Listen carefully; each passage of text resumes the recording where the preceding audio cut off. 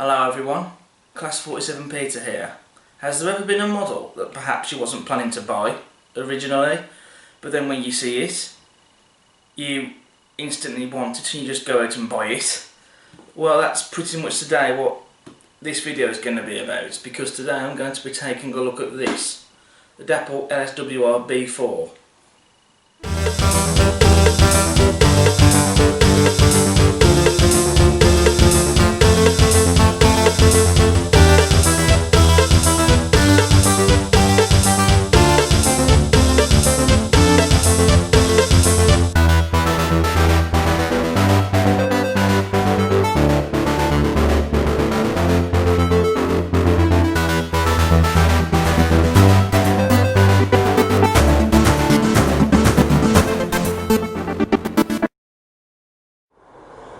Now today's review is going to be a mini review. I have already done a review of the Dapol B4 before, so I'm not going to do a full review on it. I'm just going to do a mini review because I'm not going to spend too long looking at this model because I've already looked at the model before.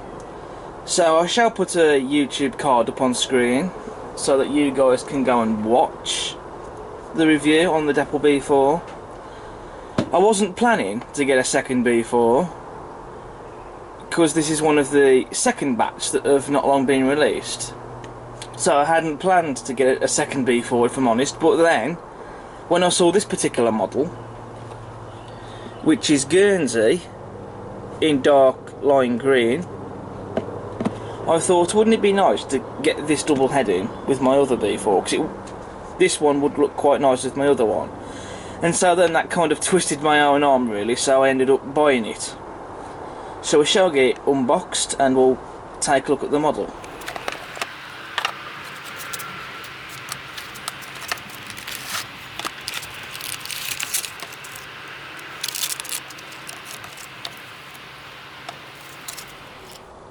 So I've decided that we're going to go straight into looking at the model in detail, because what you get in the box, it's the same as what you get with the other B4, to be honest with you. So I thought that there's no point really showing you guys what you get in the box with this model when it's the same as what you get in the box with the other model.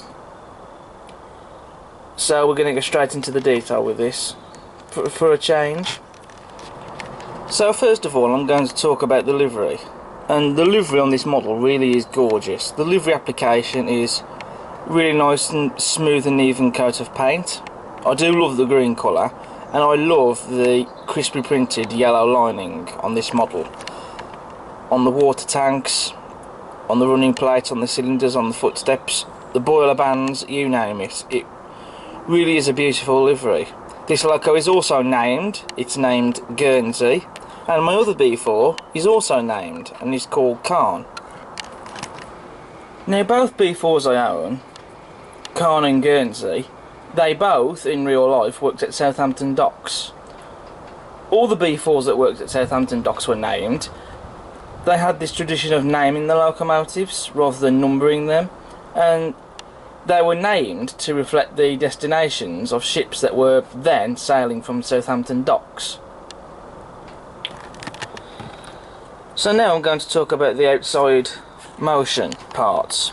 So here we have the side rods, or con rods, or coupling rods, whatever you choose to call them. Don't think it really matters, to be honest.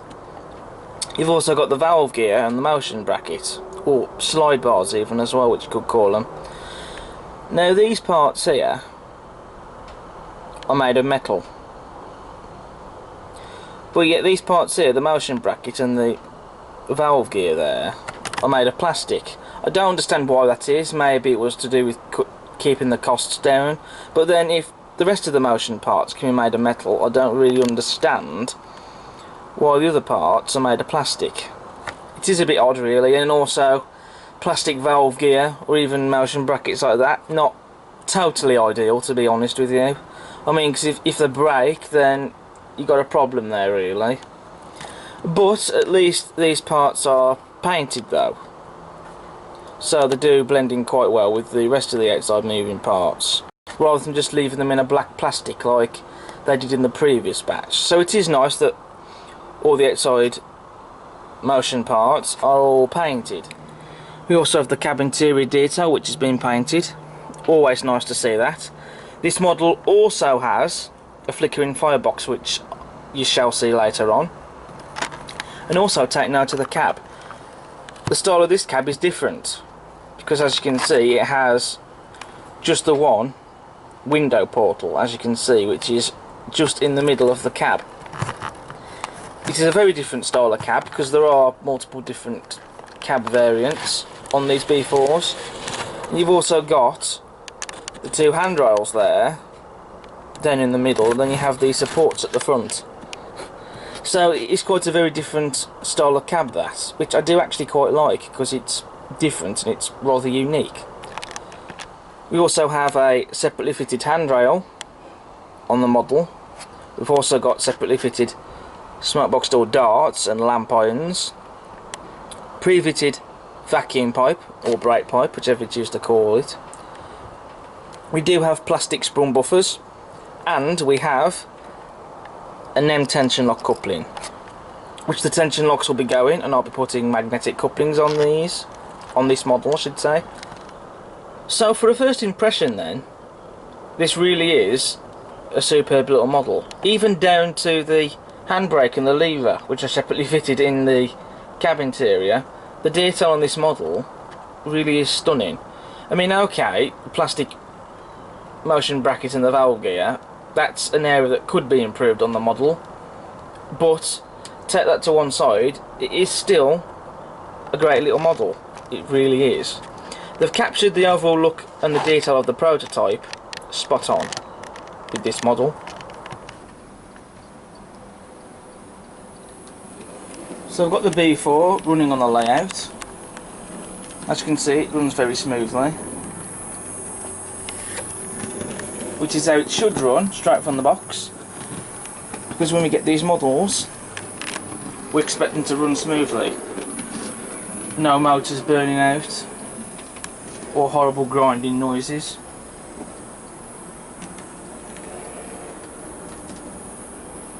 And that is really smooth.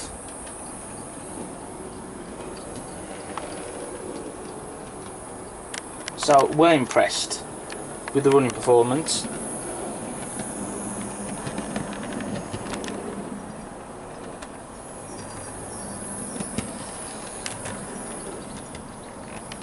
So I have turned the lights off in the garage. I have still got the shed doors open because I'm trying to let some cool breeze going in here because of how hot it can get in here. So I'm just going to show you the flickering firebox, which as you can see just there, I shall give you a proper look at it in a bit. But it really is nice to see the flickering firebox on these models. Some may think it's a gimmick. I think it's a really nice feature to have.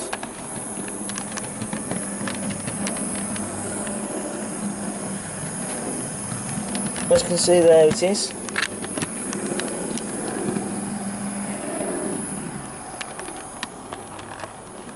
So it's really nice to see that on the model. It can be hard to see it on certain angles, but you can see it.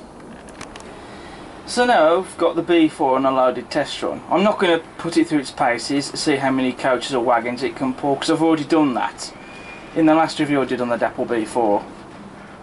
So on this occasion I've got it pulling 6 wagons plus a brake van.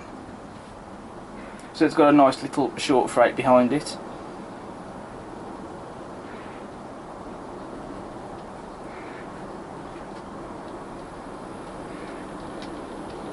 And even though this is a short train, you can see that there's no problems here at all. The loco can manage these perfectly fine. And the hump couplings are working well as well.